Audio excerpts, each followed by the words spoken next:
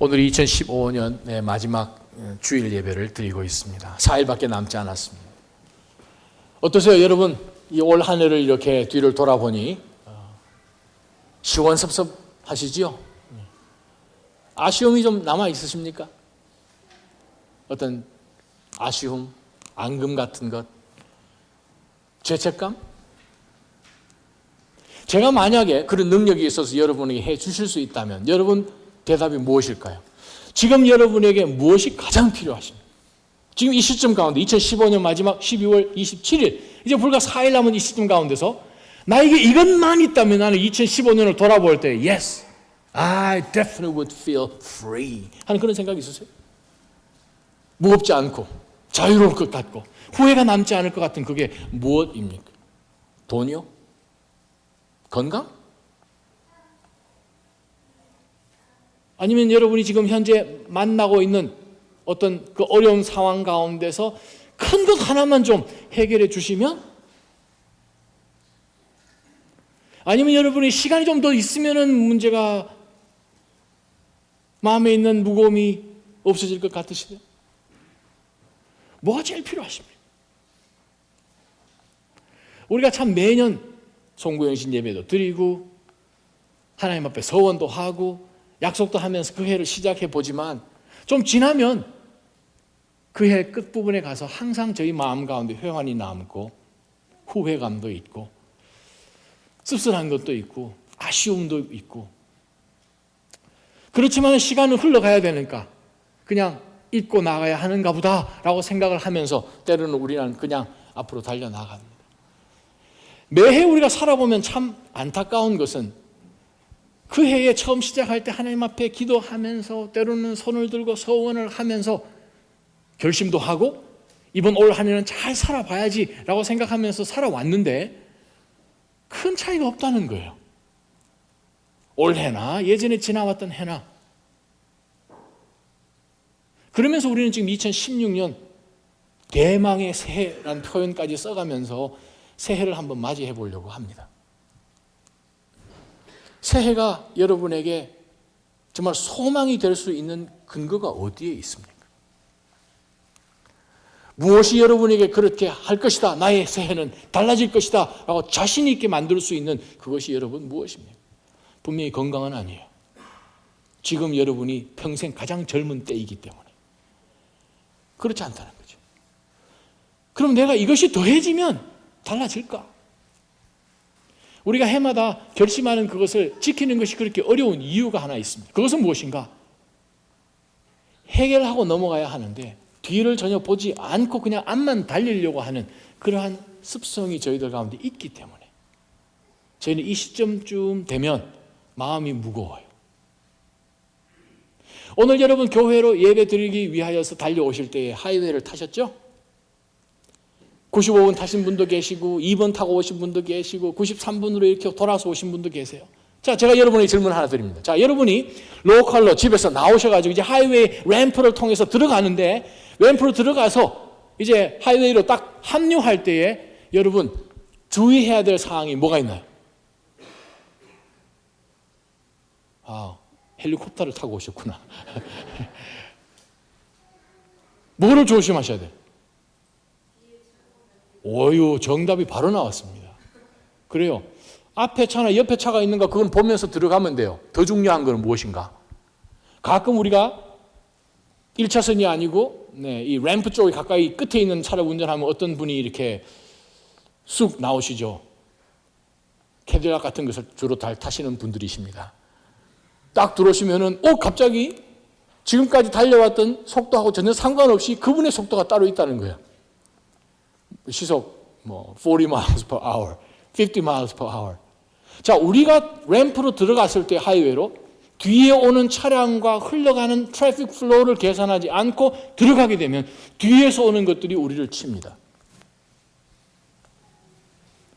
우리가 하이웨이에 들어오기 이미 이전에 집에서 출발하기 이미 이전에 하이웨이 위에서는 ongoing 하였던 트래픽이 있었어요. 나의 선택과 나의 의지와 상관없이 흘러갔던 차량들이 있었습니다. 속도가 있었습니다. 거기에 내가 들어갈 때는 속도에 편승해야 될 뿐만 아니라 뒤에 오는 차가 나를 받지 않도록 우리가 속도를 내서 들어가듯이 인생도 똑같습니다. 자, 우리가 2016년을 우리가 맞이하려고 램프로 지금 들어가려고 하는 이 마지막 주일 예배에 하나님 불과 사흘만 지나면 2016년인데 그 시간은 흘러가는 것은 나의 의지와 선택과 전혀 상관이 없이 지금까지 늘 흘러왔던 그 시간에 우리가 편성해서 들어올 때에 뒤에서 왔던 2015년까지 지금 이 순간 이전까지 일어났던 그 일들을 정확하게 해결을 하지 않고 우리가 그냥 들어간다면 반드시 뒤에 있는 것이 우리를 칠 것이고 우리 앞에 있는 것이 우리를 막을 것입니다. 이스라엘 백성들에게 어떤 문제가 있었는가? 그들이 살아오면서 하나님의 말씀을 조금 무시하면서 예배? 자신의 편한 대로 생각하면서 하나님 앞에 필요할 때만 나왔고 하나님 앞에 경건하게 그렇게 삶을 살아야 하며 가정을 거룩하게 구별해야 된다는 것을 알지만 자기의 속도에 맞추어서 지금까지 살아오는 상황 가운데서 일들이 쿵쿵 터지기 시작합니다. 좀 더 열심히 하면 되겠지. 좀 더 노력하면 되겠지. 라고 생각을 하면서 이스라엘 백성들이 살아왔더니 올해에 무슨 일이 벌어졌는가 하니 들불이 났어요. 산불이 났어요. 그래서 들에 있는 모든 소출들이 다 타버렸습니다. 그것까지는 그냥 새로 씨 뿌리면 되지라고 생각을 했는데 씨를 뿌릴 만한 여건이 되지 않은 거는 물들이 다 말라버린 거예요. 개울들이 다 말라버렸어요. 그래도 남아있는 거 가지고 좀 해보려고 했더니 메뚜기 떼들이 와가지고 남아있는 초록색처럼 생겨있는 모든 들판에 있는 풀들을, 나무들을 다 갉아 먹어버렸어요. 그러한 시점 가운데서 이스라엘 백성들이 무슨 생각을 하게 되는가 하면 올해는 좀 힘들구나. 다시 한번 샌들 끈을 묶고 열심히 노력해서 이제 한번 더 어떻게 무너진 집은 새로 지으면 되고 밭에 있는 것 다시 또 개간하면 되고 라는 생각을 하면서 좀 더 열심히 해보자 으쌰으쌰 하는 그 시점에 어떤 선지자가 이스라엘 지인 중에 일어섭니다. 그 예언자가 이스라엘 백성들 한중간에 일어서서 그들에게 노 지금 이대로 여러분들이 진행해 나간다면 여러분 앞에 지금 뭐가 기다리고 있는지 모르기 때문에 지금 그렇다고. 그 말이 요엘 선지자의 메시지입니다. 1장 전체를 돌아보면 이스라엘 백성들이 불과 얼마 전까지 경험하였던 정말 엎치고 덮치고 하는 것처럼 메뚜기가 쳐들어오고 온 들판에 있는 모든 것을 다 갈라먹고 불이 나서 모든 것 다 타버리고 비가 없음으로 인하여서 정말 메말라버린 그런 상황 가운데서 정말 어떠한 소망도 없는 가운데서 열심히만 하면 되지라고 생각하는 그 이스라엘 백성들에게 준 메시지가 바로 오늘 요엘 선지자의 메시지입니다.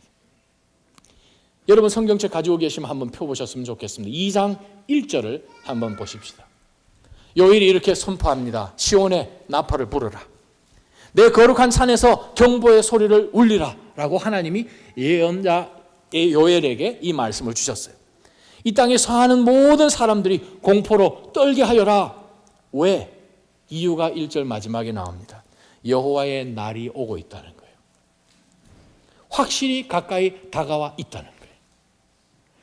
이 여호와의 날, 이스라엘 백성들이 반드시 거치고 지나가야 할 그 여호와의 날이 지금 여러분들이 지나왔던 불이 나고 물이 하나도 없어서 온 들판, 온 세상이 다 말라버린 것 정도가 아니고 메뚜기가 와서 다 갉아먹은 그 정도가 아니라 더 엄청난 여호와의 날이 지금 다가오고 있는데 이 날은 열심히 한다고 못 넘어간다는 거예요. 마음을 다시 한번 다잡는다고 일어날 수 없다는 거예요. 바로 그것을 이스라엘 백성들에게 바로 이 요엘 선지자가 경고합니다. 오늘 저희는 마음을 다잡는다고 여기 주섬 저기 주섬 일어나는 그 일들 그냥 돌아보고 그래 여기서 열심히 좀 더 하고 저기서 좀 더 열심히 하고 그리고 2016년 문을 열고 들어가면 되지 라고 생각하면 그 해는 I guarantee 2015년보다 더 힘들면 힘들지 지금 우리가 경험해온 2015년과 별반 다를 게 없는 정도가 아니라 더 힘든 것을 하나님은 말씀하십니다. 왜 힘든가? 여호와의 날이 다가오기 때문에 그렇습니다. 판단하시는 하나님, 결산하시는 하나님이 앞에서 계시기 때문에 그렇다는 거예요. 모든 사람은 한 번 죽는 것은 하나님이 정한 이치십니다. 그러나 우리가 죽고 나면 하나님 앞에 반드시 서야 되는 것을, 심판주 앞에 서야 되는 것을 성경은 분명히 말씀하고 계신 것을 우리가 기억할 때, 우리 이 시점 가운데서 우리에게 진짜 필요한 것은 딱 두 가지예요. 우리가 이스라엘 백성들 같지 않습니까? 요엘서에 나타난 사람 같지 않습니까? 정말 2016년 문을 열고 들어갔으면 대망의 해가 될 것 같은데 사실은 두려움이 있는 것은 무엇입니까? 우리가 회환이 남는 이유는 왜 있습니까? 내가 할 수 있었으면 후회할 일이 남아있으면 안 되지요. 내 힘 바뀌었잖아요. 그러면 2016년은 내 힘으로 할 수 있는 것만 남아있다고 보장할 수 있습니까? 오늘 요엘 선지자를 통하여서 하나님이 바로 이 오도 가도 못할 정말 어떤 특별한 역사가 있지 않으면 그들 가운데서 소생할 수 있는 소망이 전혀 보이지 않는 이스라엘 백성들에게 하나님이 처방전을 주십니다. 우리가 병원의 응급실로 어떤 환자가 긴급 상황 가운데서 앰뷸런스를 타고 왔어요. 심장이 멎었어요. 수술실로 들어가기 전에 심장이 멎은 가운데서 그날 응급실 담당하고 있는 의사 선생님이 하는 게 뭐죠? 심장이 지금 멎어버렸어요. 뭐 합니까? 퇴퇴 해가지고 붕 하잖아요. 뭐예요 이게? 심장을 전기 충격 주는 거죠. 지금 저와 여러분이 처해 있는 상황 가운데서 충격은 우리가 만들어낼 수 없습니다. 우리 심장은 지금 멈춰버린 것 같잖아요. 힘이 없는 것 같잖아요. 고갈된 것 같고 다 타버린 것 같고. 충격은 우리를 소생시킬 수 있는 충격은 외부 충격이 돼야 된다는 거예요. 하나님의 충격이 돼야 된다는 거예요. 이 시점 가운데서 우리가 새해와 특별히 2015년을 마지막 믿음으로 잘 마무리하기 위해서 그 리바이브 시켜주시는 힘은 소스는 하나님으로부터 와야 된다는 거죠. 그러면 이 시점 가운데 우리가 무엇을 해야 되는가? 하나님의 말씀 보기를 원합니다. 12절, 13절, 14절 보십시다. 요엘 선지자가 이렇게 이야기합니다. 여호와의 말씀이다. 요엘이 한 얘기가 아니고 하나님께서 요엘에게 준 말씀입니다. 이제라도 너희가 금식하고 슬퍼하며 통곡하면서 너희의 온 마음을 다해 내게 돌아오라. 너희의 옷이 아닌 너희의 마음을 찢고 너희 하나님 여호와께 돌아오라. 그분은 은혜롭고 긍휼이 많은 분이시며 화를 내는 데는 더디시고 사랑은 풍부하신 분이시며 마음을 돌이켜 재앙을 내리지 않기도 하시는 분이시다. 그분께서 마음을 돌이켜 불쌍히 여기시고 복을 주셔서 너희가 하나님 여호와께 바칠 곡식 제물과 전 제물을 바칠 수 있게 하실는지 누가 알겠느냐라고 하나님이 요엘 선지자에게 이스라엘 백성들에게 처방전을 주신 것입니다. 무엇입니까? 우리 이 시점 가운데 우리에게 진짜 필요한 것이 무엇입니까? 바로 그것은 이제라도 온 마음으로 하나님 앞에 돌아오는 것입니다. 온 마음으로 이제라도 하나님 앞에 돌아오는 것입니다. 온 마음이 뭡니까? 온 마음이라는 것은 숨긴 마음이 아니죠. 내 생각과 내 판단을 가지고 내 뒷부분에 레저베이션을 하나 해놓고 이건 내가 해야 되는 문제고 나머지는 하나님 해주세요 라고 나의 어젠다, 바로 그것도 다 하나님 앞에 가지고 와서 온 마음, 반심도 아니고 무심도 아니고 온 심, 전심으로 하나님 앞에 모든 것 다 나오듯이 나오라고 하나님은 말씀하십니다. 언제요? 지금이요. 이제라도. 목사님이 2015년 지금 12월 27일 다 지나가고 지금 뭐가 달라집니까? 하나님 말씀하십니다. 이제라도. 제가 하나님 앞에 보니까 지금 내 상황이 그런 상황이 아니지 않습니까? 지금 하나님 앞에 어떻게 나아갑니까? 근데 하나님이 뭐라고 말씀하시는 거 아니? 14절에 보니까 혹 하나님께서 마음을 돌이키사 불쌍히 여기시고 복을 주셔서 무슨 변화가 있는가 하면 너희가 하나님께 바칠 만한 어떤 곡식이 원래 곡식이 없었지 않습니까? 전제물 부어드릴 만한 그것 없는데 하나님께서 하게 하실지 누가 아느냐? 그 말은 한번 해봐야 할지 안 될지 반반인가? 그러한 50%의 probability를 가지고 나가는 게 아니라 그렇게 하시는 하나님인 것을 말씀하고 계세요. 우리가 올해를 살아보면서 참 마음 가운데 원망이 되는 것 있을 것입니다. 이렇게만 하지 않았더라면, 저렇게만 하지 않았더라면, 그런 마음을 우리가 많이 가지고 있습니다. NYU의 교수로 있는 벤 데트너라는 그 교수가 3년 전에 쓴 책이 있습니다. Blaming Games라는 책인데 바로 그 책에 바로 그 유명한 교수가 무슨 얘기를 했는가 하면 자기가 비난을 피하려고 다른 사람에게 책임을 전가하려고 할 때에는 기업도 망합니다. 다른 사람을 비난하는 것을 이제 멈추고 솔직히 자신의 잘못을 인정하고 책임을 지면 개인은 물론 기업까지도 반드시 보상이 돌아갑니다. 그런데 대부분 이런 사실을 간과하는 이유가 있습니다. 눈앞의 이익에 집착한 나머지 큰 그림을 보지 못하고 핑계를 찾기 때문에 결국 회복 불능 상태에 빠지게 되는 것입니다. 라고 말을 했습니다. 바로 우리가 어떤 일이 있을 때 2015년을 돌아볼 때만 하더라도 우리 마음 가운데 어떤 사람들이 떠오를 수 있습니다. 저 사람만 없었으면. 핑계하는 것은 사실 어제 오늘 일이 아니고 아담과 하와 바로 그 에덴 동산부터 시작한 것이죠. 그들이 선악과 따먹고 난 다음에 하나님이 아담아 어디 있느냐 했더니 그들이 하나님 앞에 나와서 하나님과 리즈닝 하는 가운데 어떤 일이 벌어집니까? 당신이 하나님께서 아담에게 왜 지금 일이 벌어졌느냐 했더니 하나님께서 당신이 나에게 보내주신 바로 이 여인 때문에. 하나님이 하와에게 묻습니다. 왜 그리 하였더냐? 하나님이 만드신 이 뱀 때문에, 사탄 때문에. 그것은 우리 가운데 있는 어떻게 보면 내추럴한 것처럼 어떤 한 사람이나 인물이나 사건들에 대해서 다른 어떤 사건에 대해서 그냥 비난하고 블레이밍하는 그러한 것이 우리 가운데 남아 있는데 그렇게 해도 문제가 해결이 안 되니까 2015년이 우리 가운데 쓴뿌리 같은 것으로 남아 있지요. 근데 하나님께서는 오늘 말씀을 통해서 뭐라고 하십니까? 이제라도 하나님 앞에 온 마음으로 나오라는 거죠. 어떻게 온 마음으로 나오는가? 옷을 그만 찢으라 이 말입니다. 그냥 겉으로 폼 잡지 말고 겉으로 회개하는 것처럼 그냥 다른 사람 의식하여서 종교 행위 같은 그걸 스탑하고 마음을 찢으라고 하십니다. 마음을 찢어야 그 안에 있는 진짜가 하나님 앞에 나오겠죠. 온전한 마음으로 마음 찢고 하나님 앞에 나오라. 나오면 긍휼이 많으신 하나님, 화를 내시는데 더디 내시는 하나님, 사랑이 풍부하신 바로 그 하나님께서 우리 가운데 회복을 주신다. 우리가 이 시간에 온 마음을 다해서 하나님 앞에 나오지 않으면 우리가 남아있는 4일 동안 또 2016년 준비하는 가운데서 기가 막히게 시간을 낭비하며 남아있는 4일을 보내는 방법이 있어요.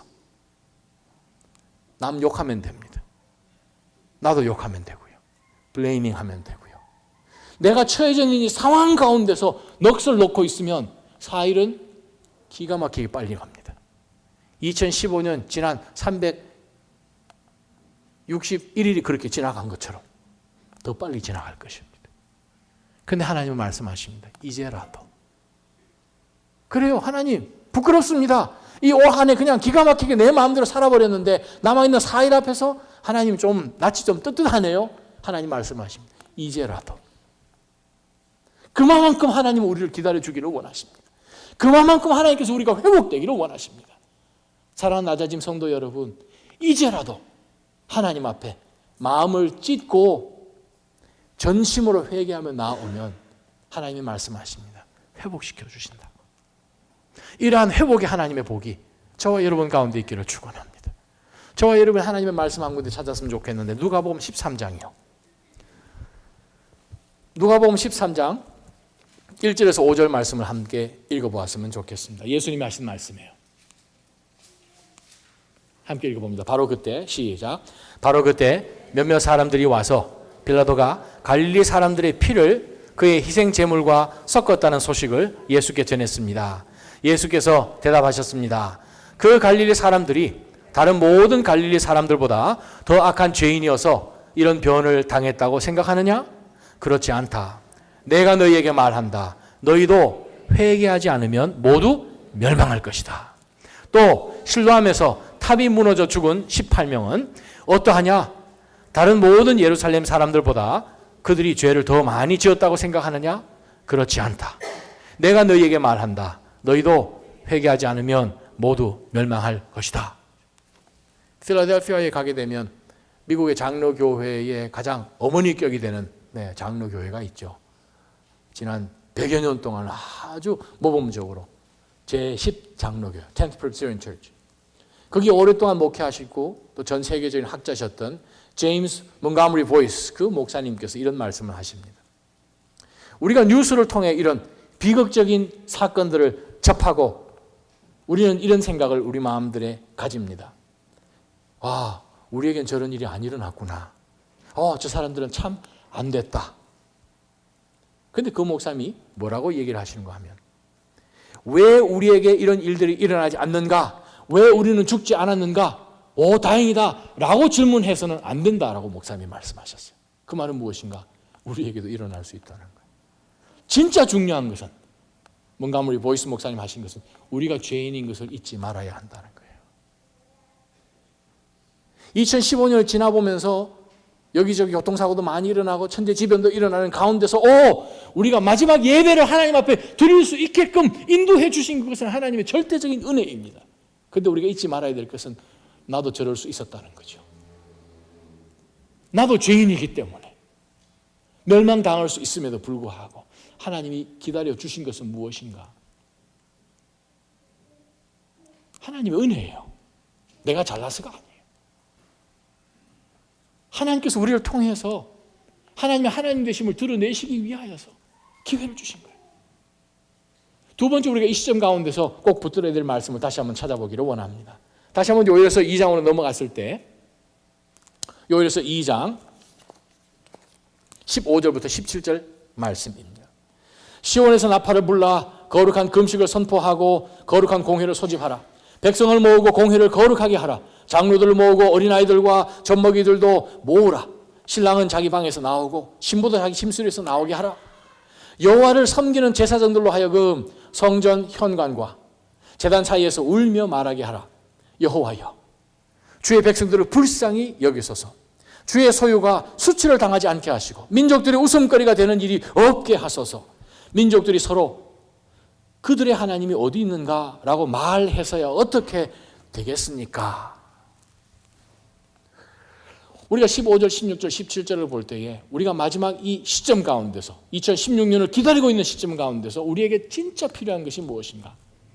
하나님 앞에 예외 없이 다 나오는 것입니다. 공동체에게 주신 말씀이에요. 다 나오는 거예요. 오늘 메시지를 가만히 들여다 보니까 거룩이란 표현을 요엘 선지자는 3번 씁니다. 그죠? 거룩한 금식, 거룩한 공회, 또한 공회를 거룩하게 하라. 하나님께 속한 공동체라는 것입니다.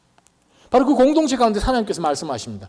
제사장도 나오라, 장로도 나오라, 나이 많은 사람들도 나오라, 어린아이도 나오라, 갓난아기도 나오라. 그러고 난 다음에 재미난 표현을 제일 마지막에 하죠. 신랑도 방에서 나와라. 신부도 침실에서 나와라. 왜 갑자기 신랑 신부가 제일 끝에 나왔는가? 이 사람들은 원래 유대법으로 결혼하고 나면 1년간 모든 사회 봉사에서 의무에서 면제되는 사람들입니다. 전쟁이 나도 전쟁하러 나가지 않는 사람들입니다. 이러한 사람들조차 다 나오라는 거예요. 어린애기 하나님 제가 대신 나가지요 뭐. 다 나오라는 거죠. 아버지가 자녀를 대신할 수 없습니다. 자녀가 아버지를 대신할 수 없습니다. 한 사람도 빠지지 말고 다 나오라는 거죠. 왜? 하나님의 공회이니까. 믿음의 모든 성도님, 사랑하는 낮아짐 성도, 믿음의 지체들이요, 우리가 하나님 앞에 예외 없이 다 나오라고 말씀하십니다. 공동체에게 주신 메시지예요. 내가 대신할 수 없어요. 남편이 나를 대신할 수도 없어요. 재미난 것은 요즘 우리가 시대에 살아가는 가운데 교회 안에서 개인주의가 얼마나 많은지요. 나 한 사람, 엄마 아빠 가세요. 당신 가, 난 여기 있을게. 그런데 성경 구약이나 신약이나 교회 시대나 개인주의라는 것은 성경에서는 존재하지 않습니다. 항상 같이 갑니다. 그것이 구약 전쟁하는 가운데 있었든지 여호수아서에 기록된 모든 말씀이든지 신약에 나타나는 사도행전에 등장했던 초대 교회였든지 하나였다는 거예요. 그 하나는 무엇입니까? 어린 아기에 이르기까지, 갓난 아기에 이르기까지 다 나오라고 말씀하십니다. 우리는 신앙생활 해나가는 가운데서 하나님, 우리 가정에 중요한 것이 있습니다. 우리 자녀들 참 중요해요. 자녀 교육도 참 중요하죠. 우리 남편도 참 중요해요. 아내도 중요하고요. 근데 우선순위가 하나님은 말씀하시기를 하나님 앞에 나오는 거예요. 다 나오는 거예요. 이 우선순위가 뒤바뀌는 그 순간부터 문제가 생기기 시작합니다. 그거는 창세 이후로 한 번도 예외가 없었습니다. 하나님 최우선 하지 않고 내 삶이 최우선이 되고, 신랑이 최우선이 되고, 신부가 최우선이 되고, 나의 온 어젠다가 최우선이 되는 그 순간부터 문제는 시작됩니다. 메뚜기가 들어오죠. 불이 나기 시작해요. 비가 오지 않아서 가뭄이 시작됩니다. 그러면 우리가 생각합니다. 더 열심히 일하면 되지 뭐. 1시간 잠 덜 자면 되지 뭐. 그것 가지고 해결되지 않은 것을 요엘 선지자는 말씀하고 계십니다. 왜요? 우리는 하나님 앞에 예배드리는 사람이기 때문에 그렇습니다. 여러분, 말씀을 자세히 한번 들여다보세요. 15절, 16절, 17절, 특별히 17절에 나와 있는 한 단어를 여러분 성경책에 밑줄 그으시기 바랍니다. 17절에 여호와를 섬기는 제사장들로 하여금 요엘아, 성전 현관과 제단 사이에서 이렇게 울면서 말하도록 하라. 하나님이 직접 제사장들로 하여금 하나님 앞에 울면서 기도하는 그 기도 제목까지 입에 넣어주셨다는 거죠. 뭐라고 얘기합니까? 여호와여, 주의 백성들을 불쌍히 여기소서. 주의 소유가, Did you notice that? 주의 소유가. 지난 2015년 나는 나의 소유라고 생각을 하였고, 나의 시간이라고 생각을 하였고, 나의 어젠다라고 생각했는데 하나님 말씀하십니다. 주의 소유가. 이것이 흐트러지기 시작하면 우리의 상황 가운데서 일어나는 모든 문제가 거기서 시작된 것을 오늘 말씀을 통해서 우리는 보기 시작합니다. 우리가 예배드리며 크리스찬이 되며 하나님 앞에 이렇게 나와서 예수 그리스도의 이름으로 나아가서 찬양하고 예배할 수 있는 그 근거, 즉 우리의 아이덴티티가 무엇인가? 하나님 소유예요. 우리는 크리스찬입니다. 예수 그리스도 따라가는 사람이에요. 크리스티안. 그 말은 우리가 하나님이 계심으로 인하여서 내가 있는 거예요. 그것이 뒤죽박죽되는 순간부터 우리 삶에 혼돈이 시작되는 것을, 이러한 문제들이 일어나기 시작하는 것을 하나님은 말씀하십니다. 여러분, 가끔 병원에 아프시면 감기 걸리기도 하고 팔이 좀 이상하든지 하면 병원 가시죠? 병원 가시면 문을 열고 들어가면 리셉셔니스트에게 제가 1시에 약속이 있습니다. 이름 누구입니다. 앉으세요. 이제 그 의사, 간호사가 이제 부르기 전에 여러분이 하고 이제 나가기 전에 한 5분, 10분 동안 시간 가운데 여러분이 꼭 무엇을 하십니다. 뭘 하세요? 잡지 읽는 거 말고 TV 보시는 거 말고요. 꼭 뭘 하세요. 반드시 뭘 하세요. 뭐 하십니까? 저 이름은 무엇입니다. 여러분 안 아프신가 보네요. 병원 가면 꼭 그거 하거든요. 병원 가면 이렇게 앞에 있는 분에게 저 몇 시 약속이 있습니다. 그러면 이제 앉기 전에 판을 하나 주죠. 볼펜 하나 주죠. 그래서 종이 하나 주죠. 그 종이 보면 맨 종이가 아니고 거기에 빽빽하게 뭐가 있습니까? 질문이 있어요. 문진 종이가 있죠. 여러분의 병력을 써야 됩니다. 저는 팔이 아파서 왔습니다. 쓰세요. 그걸 왜 씁니까? 나는 지금 여기 아파서 왔는데 왜 씁니까? 그것은 이 아픈 것을 가지고 앞으로 진행해 나아가기 위해서는 여러분이 지금까지 어떻게 해 오셨는지를, 여러분의 병력을 의사 선생님이 알아야 처방도 나가고, 의사 선생님이 알아야 그 다음 이 문제를 해결해 나갈 수 있기 때문에 그것을 하는 것입니다. 세상에서도 그것을 합니다. 그런데 우리가 영적으로 하나님 앞에 섰을 때에 우리가 지금까지 해온 이 문제들을 놓고 하나님 앞에, 하나님 저 이렇게 살아왔습니다. 딜을 할 수 있는 시간이 없이 그냥 지나간다면 그 다음 진도가 안 나갑니다. 저는 구약을 전공했으니까 그렇기도 하겠지만, 여러분 2장에 나와 있는 하나님의 약속대로 노란색 밑줄로 치면요 2장 전체 다예요. 그러면 목사님, 제가 이 시점 가운데 이제라도 하나님 앞에 회개하고 나가면 뭐가 달라집니까? 지금 상황이 이렇게 되어버렸는데 Let me tell you. 여러분 말씀 한번 자세히 보십시오. 18절에 제일 먼저 무슨 단어로 시작합니까? 그때 언제요? 여러분이 온 마음으로 하나님 앞에 지금이라도 나올 때, 온 믿음의 식구들이, 온 공동체가 단 한 사람도 빠지지 않고 하나님 앞에 나올 때, 그때 뭐가 시작됩니까? 여호와께서 그분의 땅을, 내 땅인 줄 알았는데, 나의 시간인 줄 알았는데 하나님이 말씀하세요. Not yours, it ain't yours, it's mine. 그분의 땅에 그분의 열정을 가지시고 그분의 백성들을 불쌍히 여기신다는 거예요. 사랑하는 낮아짐 성도 여러분, 여러분은 하나님의 소유입니다. 여러분의 시간도 하나님의 것입니다. 여러분이 앞으로 들어가셔야 할 2016년도 하나님의 시간입니다. 하나님이 말씀하십니다. 내가 내 긍휼로 내 시간을, 내 소유를 회복시키겠다는 거예요. 그러시면서 하나님이 몇 번의 약속을 주셨는지 보십시다. 22절에 보면 하나님께서 결실을 맺게 하신다. 23절에 하나님이 공급하실 것이며, 24절 하나님께서 넘치게 부어주실 것이며, 25절 하나님이 손에 든 모든 것들을 보상해 주실 것이라고 말씀하시고, 26절 27절에 뭐라고 하십니까? 하나님께서 너희가 세상에서 수치당하는 것을 그렇게 하지 않도록 하시겠다라고 약속해 주셨습니다. 하나님이요, 시간을 만드신 하나님이요, 우리가 2015년 다 흘려버린 것 같으십니까? 하나님이 말씀하십니다. I'll compensate it for you. 보상해 주시겠다. 그러면 우리가 2016년 들어갈 수 있습니다. 아멘. 여러분 이제 4일 남았고요. 우리 특별 새벽 예배 하면서 우리가 기도하는 가운데서 이 올 한 해를 회개하면서 마무리해야 됩니다.